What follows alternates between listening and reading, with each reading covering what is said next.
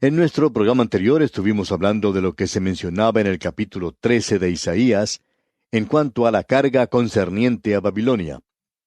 Bien, eso continúa en el capítulo 14, y nosotros hemos apreciado ya que la carga de Babilonia era en realidad un juicio en forma de castigo contra Babilonia. En esta sección que tenemos ante nosotros, opinamos que vamos a poder ver a 9 naciones. Estas son presentadas ante nosotros, y el juicio de Dios cayó contra todas ellas. En realidad son más de 9. Creemos que se puede aumentar esa cantidad a unas 11. Y estas naciones eran naciones que tenían algo que ver con Israel, ya sea porque eran vecinas, o porque eran amigas, o aún porque eran enemigas. Hemos podido ver que Babilonia es la primera que se menciona. Babilonia es la cabeza de oro, el primer gran imperio mundial, y vimos que el castigo de Dios caería sobre Babilonia en el día del Señor. Y luego la destrucción de Babilonia en el día del hombre, y eso ya es historia, y así fue cumplida. Cuando uno llega al final del capítulo 13, se nota una profecía muy destacada. La pasamos rápidamente en nuestro programa anterior y creo que tiene que ver con Babilonia, y vamos a mencionarla una vez más. Leamos el versículo 19 otra vez. Y Babilonia, hermosura de reinos. Ahora eso quiere decir que era el reino más grande sobre la tierra en esa época, un reino mundano. No había nada que se pudiera comparar con esto. El imperio de Macedonia fue grande, como también lo fue el imperio egipcio. El imperio romano también fue grande. Gran Bretaña, en cierta época, también podría haberse llamado una gran nación. Pero no creemos que nada pueda haber sido comparado con la gloria que tenía Babilonia. Y Dios dice aquí de Babilonia en el versículo 19, y Babilonia, hermosura de reinos y ornamento de la grandeza de los caldeos, será como Sodoma y Gomorra a las que trastornó Dios. Todo lo que uno tiene que hacer ahora es observar las ruinas de la antigua Babilonia para darse cuenta de lo ocurrido. Fue una gran ciudad que nunca fue reedificada. Hubo otras grandes ciudades que fueron edificadas nuevamente. Eso es verdad en cuanto a lo que se refiere a Jerusalén. Y también es cierto en cuanto a muchas otras ciudades. Por ejemplo, Roma fue destruida, pero fue reedificada también. Y eso ha ocurrido con muchas otras. Muchas ciudades en Alemania fueron destruidas por las bombas en la Segunda Guerra Mundial y prácticamente desaparecieron por tal acción guerrera. Sin embargo, en el día de hoy existen nuevamente. Pero Babilonia no ha sido reedificada y Dios dijo que nunca más iba a ser habitada. Aún así, Babilonia será reedificada, y en realidad esta profecía mira hacia ese tiempo. Babilonia representa confusión, y será un gran centro comercial, un gran centro religioso, un gran centro político. Allí estará centralizado el poder, el centro educacional del mundo nuevamente. Esto entonces nos habla del tiempo de ese día de juicio, tal cual ocurrió con la antigua Babilonia. Babilonia no tiene que ser reedificada donde se encuentran las ruinas del día de hoy. Como dijimos, se encuentra a unos 20 kilómetros del río Éufrates. Antes, este río Éufrates pasaba muy cerca de la ciudad. Un canal de ese río pasaba a través de la ciudad. Ahora, en el versículo 20 de este capítulo 13 de Isaías leemos, «Nunca más será habitada, ni se morará en ella de generación en generación, ni levantará allí tienda el árabe, ni pastores tendrán allí majada». ¿Por qué es eso? Bueno, hay cierta superstición.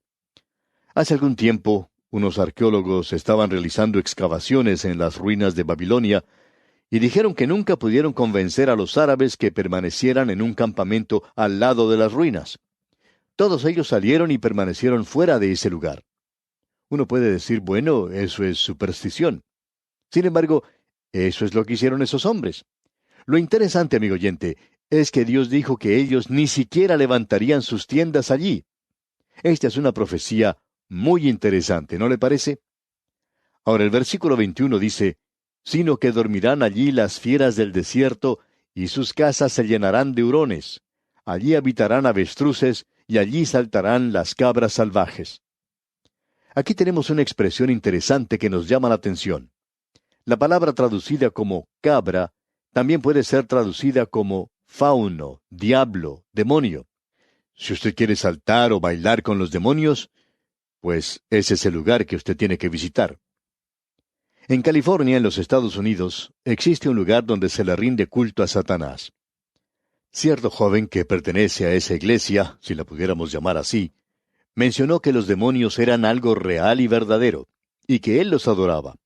Ahora en eso estamos de acuerdo. Los demonios son algo real y verdadero, pero uno debe tener cuidado en cuanto a adorarlos.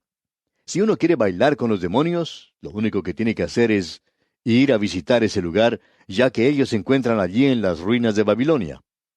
El versículo 22 dice, En sus palacios aullarán hienas, y chacales en sus casas de deleite, y cercano al llegar está su tiempo, y sus días no se alargarán. Esto mira hacia el tiempo de la destrucción de la futura Babilonia que será reedificada aquí sobre la tierra. Llegará a ser un gran centro.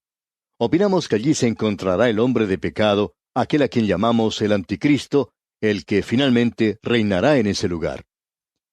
Y llegamos ahora al capítulo 14, y es en realidad una continuación de lo que hemos estado viendo en el capítulo 13, y tiene que ver con Babilonia. Pero aquí en este capítulo se mencionan otras cosas. Vemos al reino que está establecido aquí después de la destrucción final de Babilonia y el origen del diablo y su juicio. La carga de Palestina. Cosas de suma importancia se nos presenta aquí en este capítulo 14.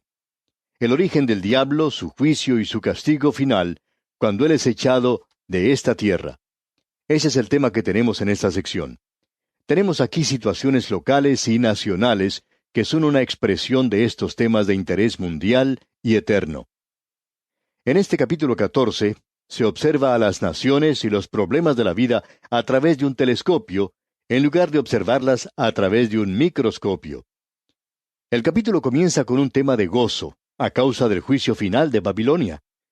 Se establece el reino habiéndose quitado el temor y el peligro. No hay ya ningún enemigo de Dios. El castigo aquí se encuentra en otra parte del libro de Isaías, el libro que tiene una palabra de explicación acerca de las razones por las cuales se presenta aquí, y vamos a ver aquí el plan de Dios y cuál es el propósito que Él tiene para la tierra.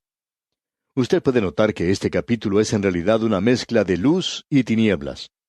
Y el capítulo cambia del éxtasis del reino al castigo del infierno. Satanás y el problema del mal se presentan ante nosotros. Encontramos aquí esta extensa sección de la destrucción de la ciudad de Babilonia. Por tanto, tenemos grandes temas, fuertes contrastes, y aquí se nos presenta también la carga de Palestina. Vamos a considerar en primer lugar los versículos 1 al 8 de este capítulo 14, y aquí se nos presenta la futura restauración de Israel y la paz del reino luego del juicio de Babilonia. El primer versículo de este capítulo 14 dice, Porque Jehová tendrá piedad de Jacob, y todavía escogerá a Israel, y lo hará reposar en su tierra, y a ellos se unirán extranjeros, y se juntarán a la familia de Jacob. Esto se extiende hasta el fin de los tiempos. Dios ha dicho una y otra vez que la nación de Israel será restaurada a esa tierra. No creemos que estemos viendo en nuestro día el cumplimiento de esas profecías. Pero lo interesante de notar aquí es que una y otra vez esa nación será restaurada por Dios.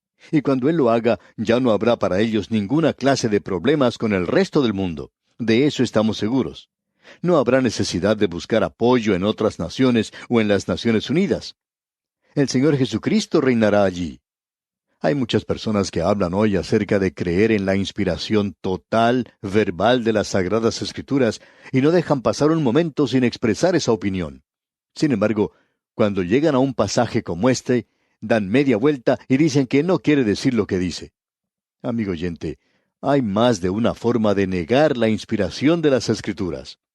En el momento en que usted niega la realidad y el hecho de que las Escrituras son literales, usted está negando la inspiración de ellas. Usted puede llamarlo de la forma en que usted quiera. Sin embargo, Jehová tendrá piedad de Jacob y todavía escogerá a Israel. El Señor ha dicho eso demasiadas veces, como para que ninguna persona venga y diga que no lo ha comprendido y que eso quiere decir alguna otra cosa.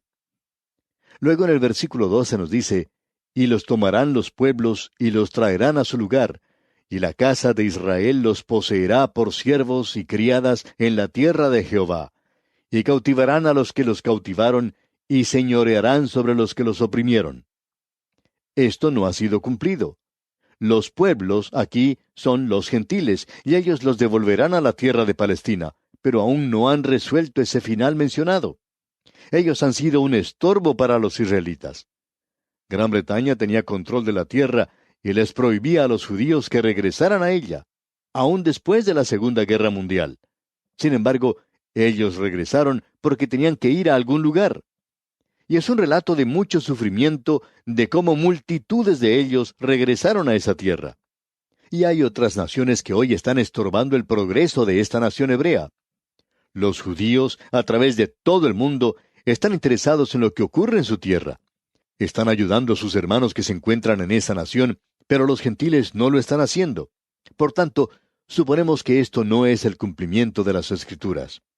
Ahora, el versículo 3 dice, «Y en el día que Jehová te dé reposo de tu trabajo y de tu temor, y de la dura servidumbre en que te hicieron servir», ellos han sufrido en esa tierra y se encuentran atemorizados. Si uno puede caminar por las calles de la ciudad de Jerusalén y de otras ciudades de ese país, puede observar a soldados por todas partes. En los caminos y en las calles de la ciudad, por todos lados se ven soldados. ¿Por qué? Porque tienen temor. Aun si las cosas estuvieran arregladas ya, todavía tendrían temor. No hay reposo sin temor. Y el versículo 4 continúa, «Pronunciarás este proverbio contra el rey de Babilonia y dirás, ¿cómo paró el opresor? ¿Cómo acabó la ciudad codiciosa de oro?» Creemos que Babilonia aquí representa al gran enemigo de los últimos días, centralizado en la Babilonia de ese día, y por tanto representa a los enemigos de Israel. Y Babilonia era uno de los veteranos aborrecedores de esta nación. Ahora los versículos 5 y 6 dicen, «Quebrantó Jehová el báculo de los impíos, el cetro de los señores. Él que hería a los pueblos con furor, con llaga permanente, el que se enseñoreaba de las naciones con ira y las perseguía con crueldad». Este es el juicio final, el fin del período de la gran tribulación. Tiene que suceder. Este mundo tiene que ser juzgado. Hay demasiada injusticia aquí. Alguien tendrá que hacerse cargo de esto. Y le doy gracias al Señor que yo no lo tengo que hacer, y estoy muy agradecido hoy que nosotros no tenemos que cuidar de los hombres. Luego en el versículo 7 de este capítulo 14 de Isaías leemos, «Toda la tierra está en reposo y en paz, se cantaron alabanzas». Eso no ha ocurrido todavía, amigo oyente. Y en el versículo 8 dice, «Aún los cipreses se regocijaron a causa de ti, y los cedros del Líbano, diciendo, desde que tú pereciste, no ha subido cortador contra nosotros». Después de la batalla de Armagedón, de la venida de Cristo, vendrá a esta tierra descanso y paz, en lugar de tristeza. De allí el dicho que mencionamos, «El lloro es solo para la noche, el gozo llega por la mañana». Al continuar nuestra lectura de este capítulo, se nos dice que toda la pompa y la gloria del hombre es quitada. Vamos a ver esto nuevamente cuando lleguemos a los capítulos 17 y 18 de Apocalipsis. Vamos a ver ahora lo que dice el versículo 12 de este capítulo 14 de Isaías. «¿Cómo caíste del cielo, oh lucero, hijo de la mañana? Cortado fuiste por tierra, tú que debilitabas a las naciones». Aquí creemos que hay una de las secciones más interesantes de la palabra de Dios. Aquí se menciona el origen de Satanás y del mal. Por tanto, deseamos que usted note lo que dice este versículo. Leámoslo otra vez. «¿Cómo caíste del cielo, oh lucero, hijo de la mañana? Cortado fuiste por tierra, tú que debilitabas a las naciones». Aquí se nos hace mención de Lucifer, y no es otro que Satanás. Dios creó a Lucifer, el hijo de la mañana, como veremos allá en Ezequiel, capítulo 28. Él fue la criatura más elevada y mejor que Dios haya creado. Sin embargo, era un Judas Iscariote. Él se volvió contra Dios. ¿Por qué? Bueno, aquí se nos da la razón de su forma de actuar. Esta caída de Satanás tuvo lugar aparentemente mucho antes que el hombre apareciera en escena.